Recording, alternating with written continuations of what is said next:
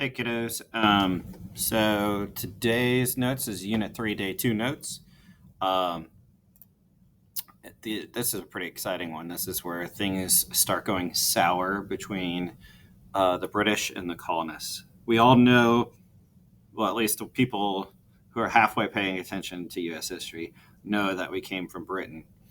And so I bet in the back of your mind you've been thinking, okay, so like we're all happy British people. At what point did we decide this isn't what we want anymore and that we want to be gone or separated from them? And that's a really good question that I hope a lot of you have been asking in the back of your head. Um, and today is the day. Today is the day where we answer that. There's a whole bunch to it, though. There's It's not just a simple answer, just like a lot of complex questions. So let's just dive in. It all starts with conflict with Native Americans. Um, so there are Native Americans from the Ottawa Nation that were attacking British forts out in the backcountry area. Okay, so there were Native Americans from the Ottawa Nation that were attacking British forts out in the in the backcountry area. Let me zoom.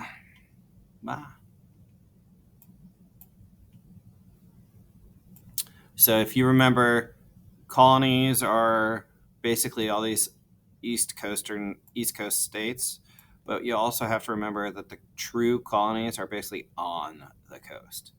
I mean, Pennsylvania colony is this big, but really the vast majority of its population is just going to be here. And all this would be considered backcountry. New York, same thing. This whole thing is New York colony, but almost all of its population is just right here or right here. Albany was a pretty major place. So all of this is considered backcountry. Same thing with like Boston. This Massachusetts is a colony. Pretty much all of its population is right here, and all of this would be considered backcountry. If we did the South, it would be the same thing. Things would be on the coast, all this would be backcountry. So now we understand backcountry. So the Native Americans were attacking the people in the random forts that were in the backcountry. Basically, you would set up a fort in the backcountry just as a place to make sure that you're protected.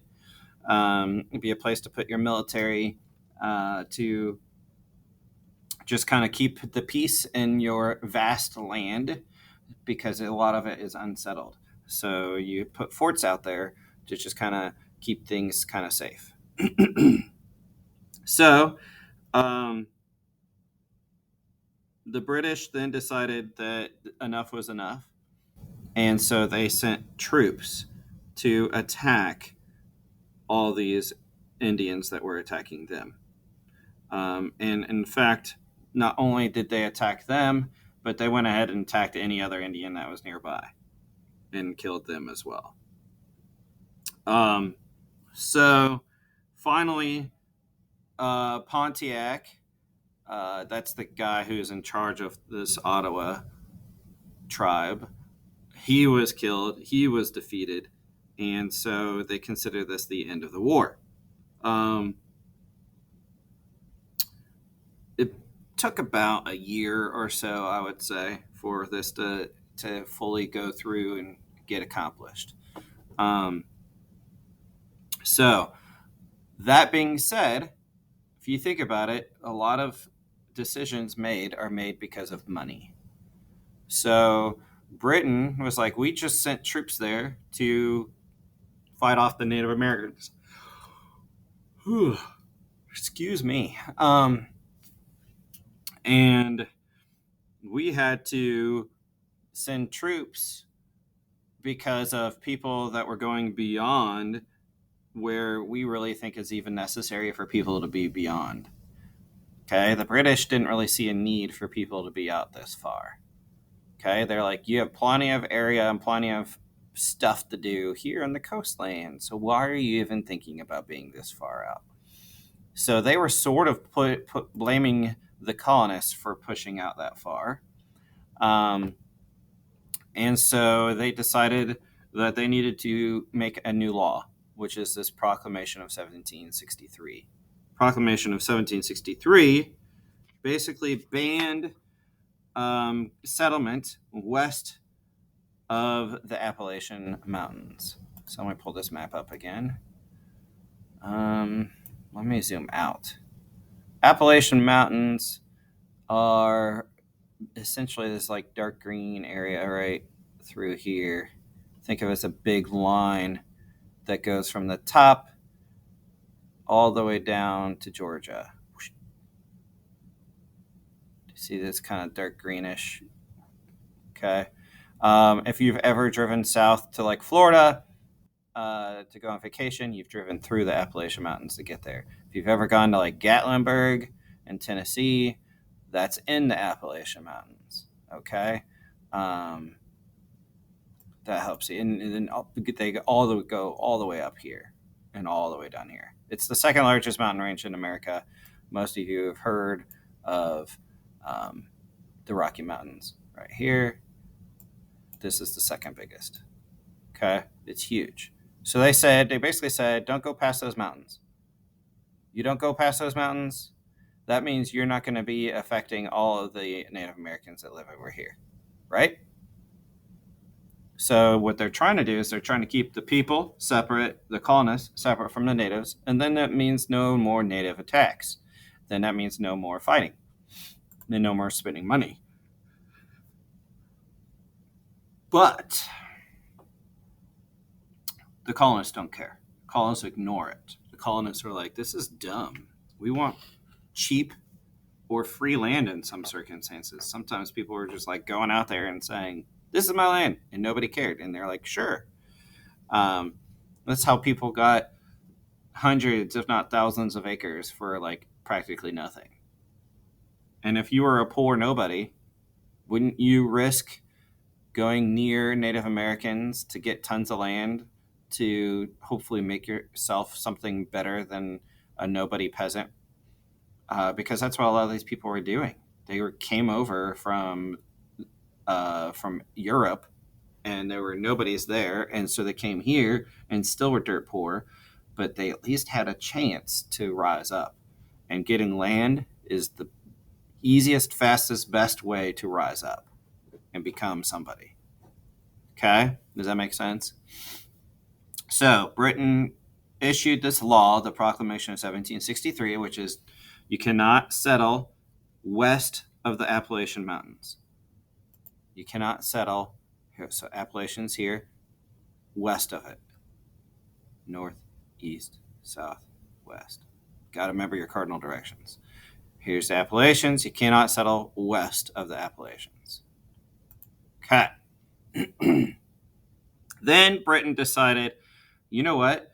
We spent a ton of money fighting a war, kind of sort of two wars, the French and Indian War, and then this Pontiac's War.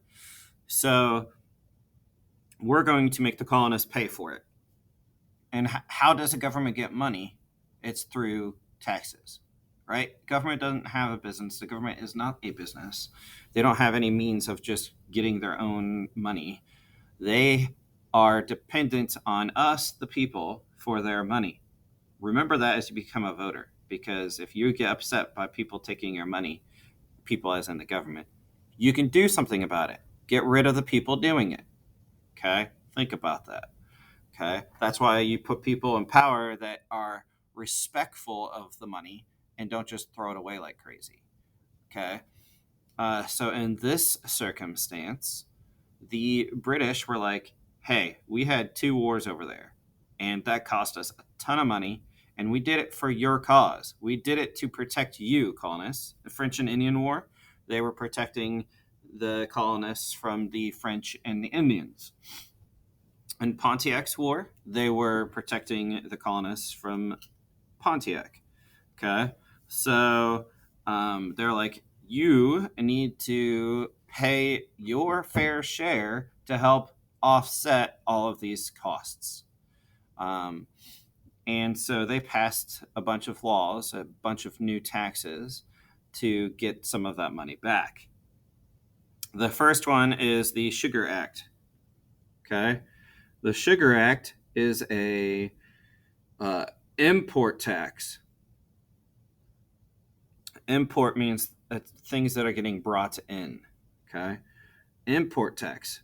So here's what they were taxing: molasses, sugar, and like sugar cane. That's why it's called the Sugar Act. Okay. So Parliament passed the Sugar Act, which was a tax or an import tax, a tax on goods coming in. Okay. So that included molasses and sugar cane. That was a big deal. That was one of the main products that the Americans or the colonists were using. Remember, they were making it into rum and other things. And they were getting it from the Caribbean. So now they had to pay taxes on that. Okay. So that was affecting them daily. It was a daily thing. Okay.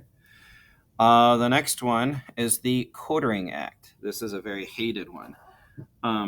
Parliament said, it's really expensive to have troops over in the colonies. And usually we would build forts with places for them to sleep. They're called barracks. If you follow military talk at all, place where soldiers live and sleep is called a barracks.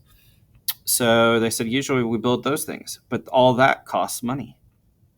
So you know what we're going to do? We're going to say that the colonists have to house our soldiers, meaning a soldier would knock on your door at night and say, "Hey, I get to sleep here now." And you, as a colonist, could not say no. You would have to allow that soldier to quarter. Quarter is a fancy term for to like host them or help let them sleep in your home. So that's why it's called the Quartering Act. Quartering is to host someone for sleep, like a sleepover almost. So Quartering Acts was not just like a one night overnight type thing. Troops would basically come and live with you for an extended period of time, and you would have to give them one of your rooms with a bed. You'd have to provide them food and any other supplies that they needed. Talk about craziness. Think about that. If your government told you that you had to host someone in your house, what your reaction would be, or what your parents' reaction would be. I think it would be quite violent. My reaction would be quite violent. I'm very pro-military, but I also don't know who the people are that they're sending into my home, and my job is to protect my home. And so, if they were to come a knocking, I would be like, "Who are you?" And you can stay on my driveway. So you could totally see that this was going to be a major issue for the colonists. They were getting forced to host and house troops. That's what the Quartering Act is about. And then the Stamp Act. So the Stamp Act is not a stamp that we think of for that you put on letters. Let me get you a quick picture. Let's see. I guess I could do this. It probably won't work. It's like the ink stamp thing. Yeah, it's a decent picture where you have an ink pad and then like one of those rubber stamps that you put in the pad and then you push it on the paper and it gives you a cool little design. Okay. Let's see. Ink stamp. See if we can get you a picture of that. Yeah, like one of these. Okay. So this is a type of stamp. These are the type of stamps that they're talking about. Okay. Not a stamp that we have that's like sticky that you put on an envelope. All right. So now we got the Stamp Act. This is another very hated act. This required all colonists to buy special tax stamps for all kinds of products and activities. Okay, it required all colonists to buy special tax stamps for all kinds of products and activities. It required all colonists to buy special tax stamps for all kinds of products and activities. The best way to think of this is documents. Any kind of paper document needed to have a tax stamp. Okay. Um, so newspapers had them, wills had them, licenses had them, insurance policies had them, land titles had them, contracts had them, any other type of document had them. Then it even was expanded to basically anything that was paper. So, like playing cards, um, let's see, paper that you used for like writing letters, like it's called stationery. Um, Anything needed a stamp to be sold. And so to get that stamp, you pay a little tax, they stamp it, and boom, now you can buy that piece of paper. Or now you can have a will. Or now you can have a license or whatever. So if you think about it, that's in the 1700s, that's an everyday, all day occurrence. I mean, paper is what is everybody uses. I mean, there's no internet or anything like that. Paper is what everyone is associated with at all times. So this is going to be a pretty hefty tax, even if it might be small. You're using it constantly, so all that adds up quickly. Okay. Um, then let's talk about the Boston Massacre. We've heard about this probably just because it's that infamous. There's a really cool painting that's famous. Let's see if I can get it. Yes. Okay. Very famous painting that was made about the Boston Massacre. Okay. So when we think of Boston Massacre, it sounds awful. It sounds like a bunch of people in Boston were killed, and it was just this horrible, awful thing. That's only partially correct. Um, Essentially, the colonists embellished or made it a bigger deal than what it really was. The colonists even think of this as like early fake news. Um, they were twisting the news to get people riled up, to get people upset. So let me talk to you about what happened. Um, the in Boston, there was like a place where government officials went and did work. Okay, um, and soldiers basically were in charge of keeping watch there because it was an official government, like British government building. Kind of like you have like police security at the courthouse or that kind of stuff. Okay, um, and it was cold. It was nasty. It was pretty miserable. It was late, and the soldiers that were there were tired and cold and miserable. And all of a sudden, a group of people, a lot of people even say they might have been even a little bit intoxicated, a little bit drunk, maybe. Who knows? We don't know for sure. Came up and started to protest in front of them. This protest got bigger, and more people joined, and more people joined. And you only have a handful of soldiers there, and this group of protesters got bigger and bigger. And then you know how protests can turn all of a sudden really nasty, and it goes from a simple protest to being like very kind of scary, like kind of think of like Black Lives Matters protests that we've just had the last few years ago, where there are people protesting. All of a sudden, it turns into everything's getting beat up and there's gunshots and all that kind of stuff, right? Well, all of a sudden, the protesters themselves, the colonists, started getting nasty, started getting more physical. They started throwing rocks. They started throwing snowballs, and by snowballs, it's not any old snowball that like an 8-year-old's throwing at each other. It's like old snow slush. So it's those like slushy ice balls that you throw later on that could like break a window because they're so hard. Um, they started throwing those at the soldiers. The soldiers were getting frightened. The soldiers were getting pummeled with all of this stuff. And they were lined up, aiming their weapons at the crowd, saying, hey, you need to disperse. You need to go home. You need to stop this. You are assaulting British soldiers. Like, all of that is true, right? Because they're getting pelted with these ice balls and rocks and stuff. They saw people with clubs. Nothing going on yet with those clubs, but why have a club at a protest, if you know what I mean? Okay. And then all of a sudden, somebody yelled fire. And there's this big argument of, was it just a random person? Was it the leader of the person in charge of these soldiers? Who knows? Somebody yelled fire. And so the entire British line there of I forget, 7 soldiers or so. It was a very small group. Shot into the crowd. Okay. They killed 5 people and they wounded 6.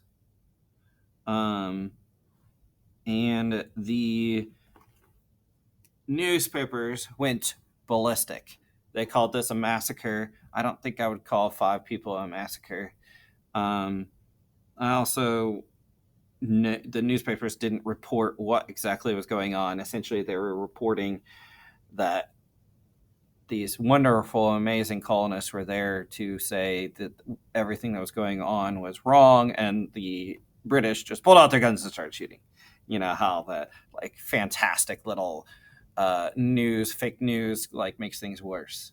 And so all of these soldiers actually got arrested by people in the colonies. And they were arrested for murder. John Adams, you guys might have heard of that guy. He later will become our second president.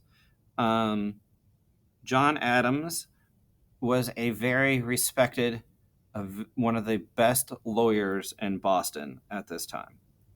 And John Adams believed through and through that the law was the most important thing for a civilization to survive. And if you don't have law and you don't follow law, your civilization is going to be doomed. And he is a lover of the law, as a lot of people would say. So John Adams, who is this very famous colonist lawyer, said, I'm going to defend the soldiers.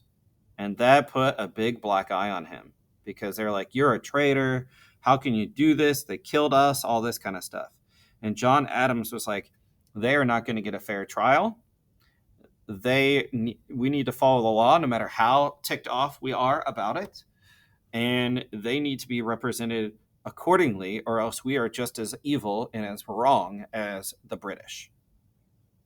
And so he defended these people, and he did an excellent job of defending them. And he actually was successful in defending them. Okay.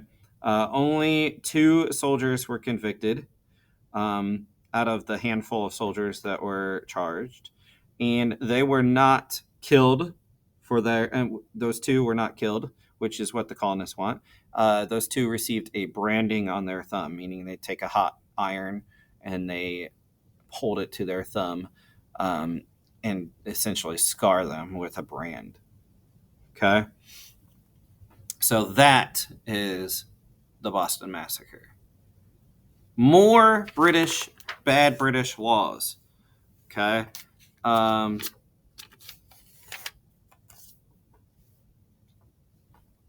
Do you think so? Basically, this is saying Britain's not done. They want more money. They've ticked off the colonists, so therefore they might as well just start giving them more and more laws to get more and more money from taxation. So the next one is the Tea Act. Okay, the Tea Act was not a tax on tea per se. That's what a lot of people think, because a lot of these acts that are talking about is a tax on sugar, a tax on stamps, a tax on the Tea Act actually was slightly different.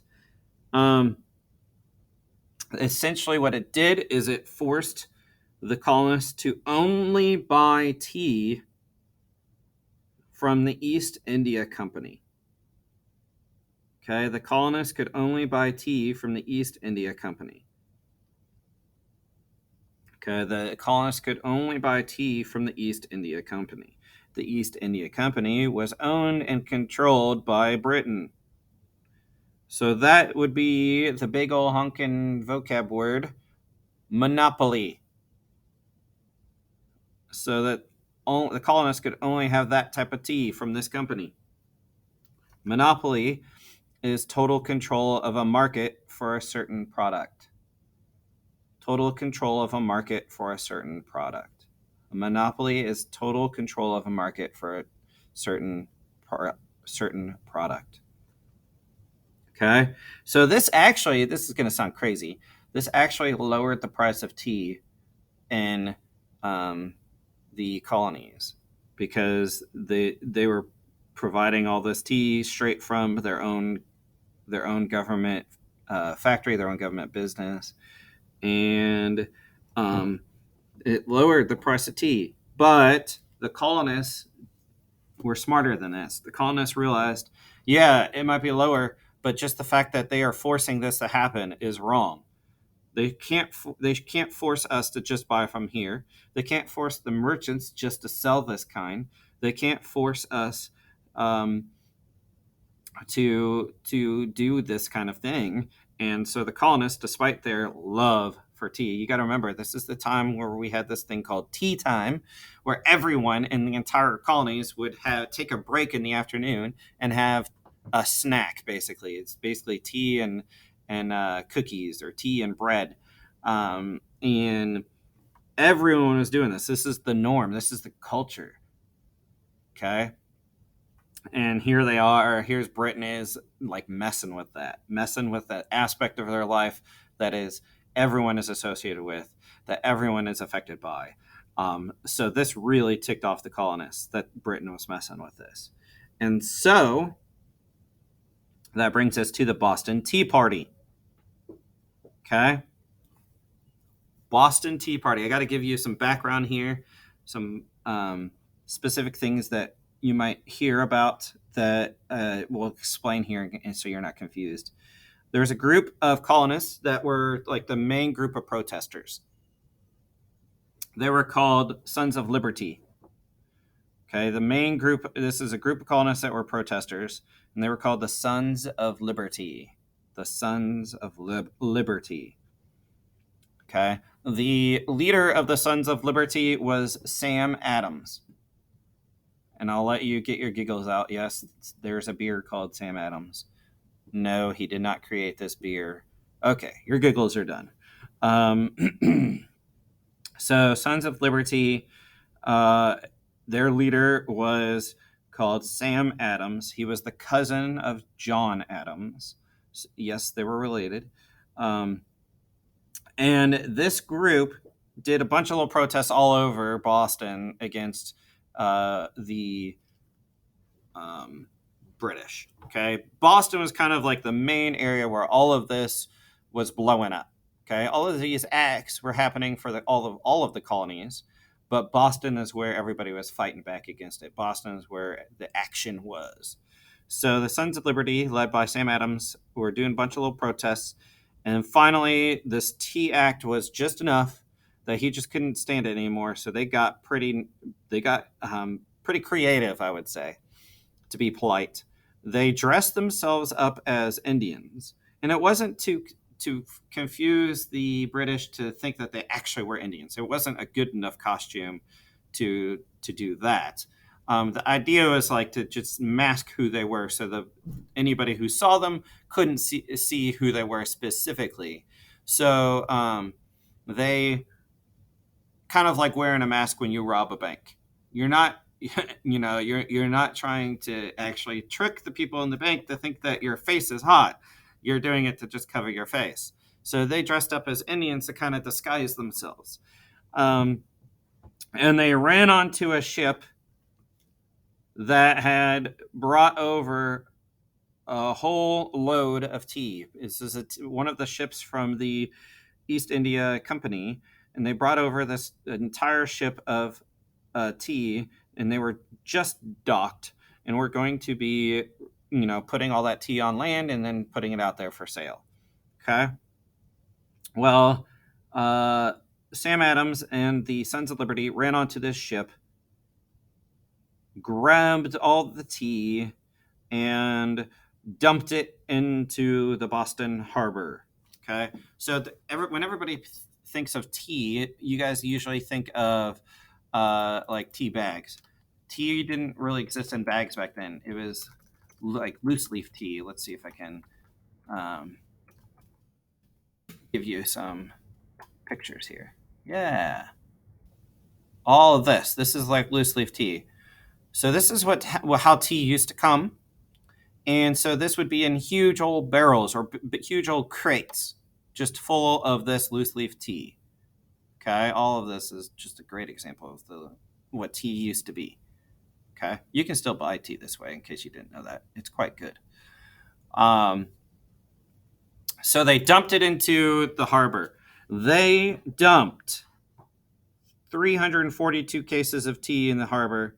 That's about 90,000 pounds of tea worth thousands and thousands of dollars into the harbor, all wasted, all ruined. Okay. That was a big punch in the eye against the British, saying we're going to start destroying things now. Okay. The Intolerable Acts. Think of this as a temper tantrum for the king. The king got really mad at the Sons of Liberty, or at the colonists, but then specifically the Sons of Liberty. So the king threw a little temper tantrum, passed a law that was specifically aimed at being cruel to the colonists because they had done this. So the Intolerable Acts are 4 laws. They actually weren't called the Intolerable Acts by the king. Think about that. Why would he call his own laws something like that? The laws were actually called the Intolerable Acts by the colonists because they considered these laws intolerable. If you don't know what intolerable means, you really should look it up or listen really closely. It's when you can't tolerate something. It's just enough. You can't do it anymore. Okay? So, here are the 4 acts for the Intolerable Acts. There's 4 of them. The first act of the Intolerable Acts closed the port of Boston, meaning no more bringing ships in and out of Boston. That is the major port of the entire colonies, and he just closed it. Crazy. Okay? So the port of Boston was closed. Secondly, he increased the power of the royal governor in Boston, meaning he gave ultimate power to the governor that he assigned in the city of Boston. Okay? Again, he increased the powers of the royal governor in Boston. Third, he abolished the upper house of the Massachusetts legislature. He abolished the upper house of the Massachusetts legislature, meaning no more colonists could make laws for their own colonies in Boston or Massachusetts. Okay? And fourth, no more town meetings. He abolished town meetings. And town meetings are where all the people get together and discuss how to do things, how to make things better, how to make local town laws to help them. Okay? That is the Intolerable Acts. Oh, and the last kicker to all of this, he threw on top of it, he strengthened the Quartering Act. So the act that they probably hated the most, he made even stronger to just kind of spit in their eye, basically. Lastly, this has been a long one, I know, but it's full of awesome stuff, is Lexington and Concord. You should know what this is. This is considered the start of the Revolutionary War. Um, so what was happening is there were guns being held and getting stored because the colonists thought that maybe there could be some fighting in the future.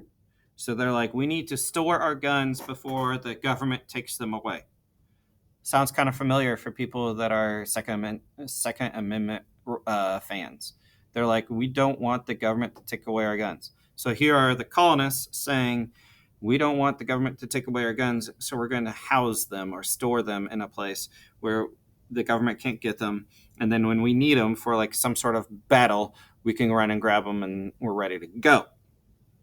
Well, the British heard about this gun storage, and so they marched to go get these guns.